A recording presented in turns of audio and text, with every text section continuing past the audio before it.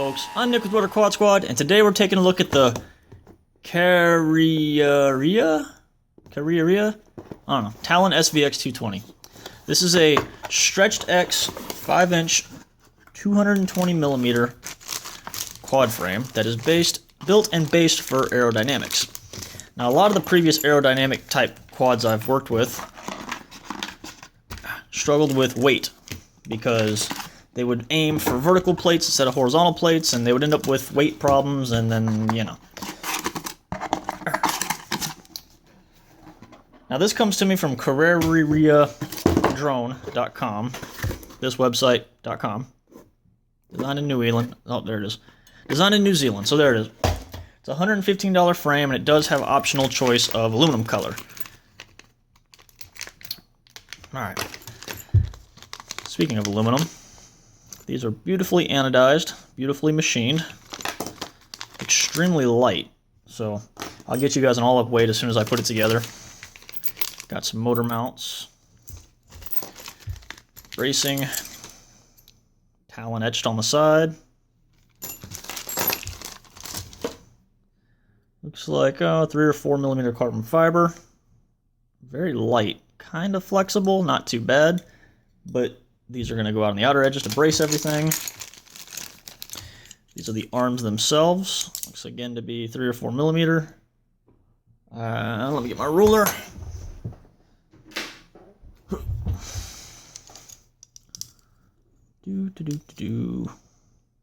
Nope, that's inches.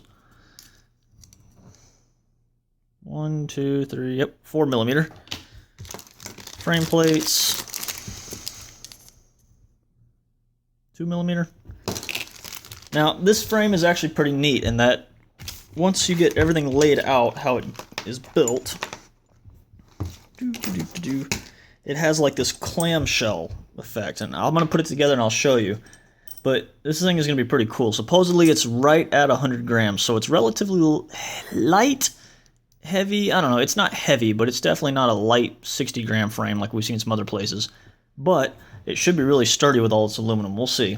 This is a 7075 T6 aerograde aluminum. So same stuff as some of the motors.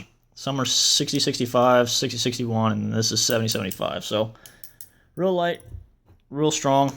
We'll see how it goes. I'll get it put together and get back to you. Alright, I got it all pieced together.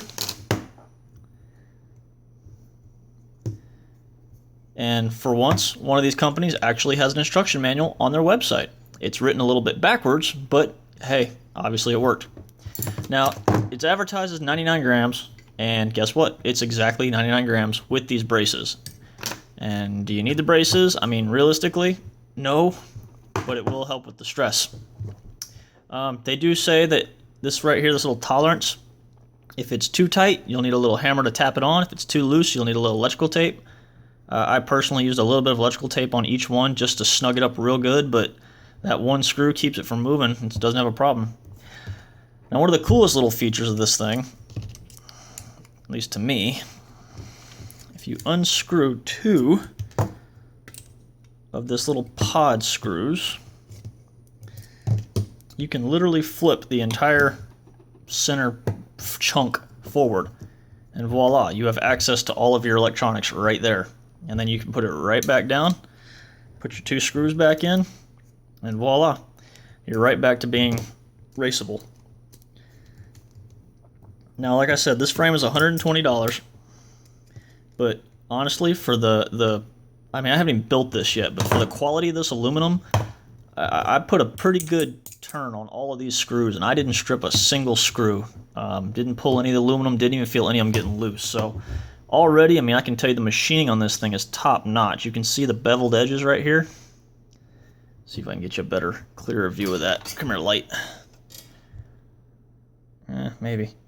Anyway, the beveled edges are nice. There's no sharp edges on this thing anywhere. It feels really high quality.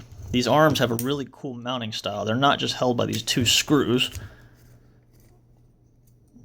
They're actually sandwiched on both the center plate and between the aluminum plates and the screws. So see the little notch?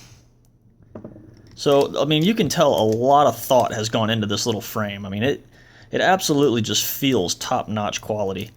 I know they threw it in a wind tunnel and did some aerodynamic testing too, and that's neat to see, but on the same hand, they didn't do it with motors and props, so you don't have the effects of the spinning cyclones. I can't talk. The spinning cyclones off the vortices of the props, but they did throw it on a wind tunnel, so that's something cool. I'm going to get it put together. I haven't quite decided what setup I'm going to put on this yet, but it's going to be cool, and I'm going to show you guys later. Alright, I've been playing with this thing for about 3 days now, and I have to say, I absolutely love it.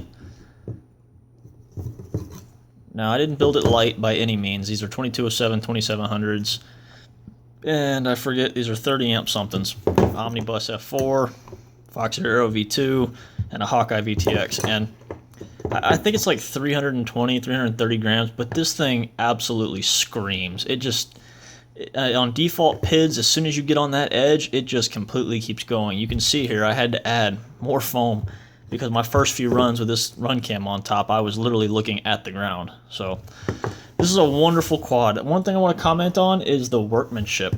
I've seen a lot of really nice frames, and I'm not putting down anybody's frames, but this has to be one of the first ones I've seen with interlocking parts that everything just fits seamlessly. You know, I'm trying to think of the name of it, but every carbon fiber on carbon fiber quad has some sort of flexing. Every aluminum on carbon fiber quad has some sort of screw hole that just doesn't quite line up. But this thing was absolutely flawless. I mean, every single screw hole lined up perfectly. The aluminum is really, it's T7075, so I mean, I put a good torque on all of these screws. I didn't use any Loctite whatsoever, and I didn't lose a single screw. So the workmanship of this thing is beautiful. I mean, even the edges of the pod here are beveled nicely. Ignore the hot glue. My camera, whatever, the little screws, studs are breaking. Actually, I lost that screw. Ha! So I lost the camera stud screw, but I didn't lose the camera. Anyway.